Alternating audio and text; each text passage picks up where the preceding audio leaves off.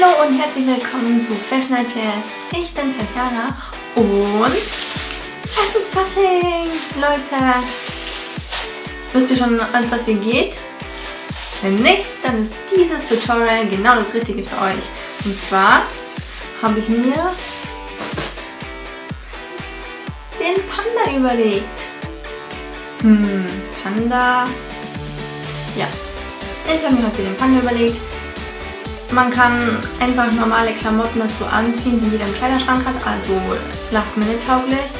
Ein Haarreif, wer noch keinen hat, kann sich einen selber basteln.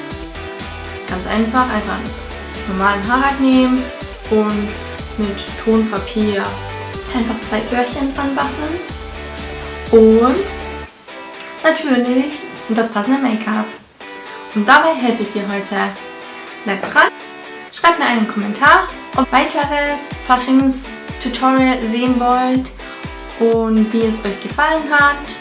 Schreibt mir auch einen Kommentar, wenn ihr schon wisst, als was ihr geht. Und natürlich einen Daumen nach oben für dieses Video, wenn es euch gefallen hat. Und natürlich abonnieren! So, jetzt aber zum Video. Bis gleich!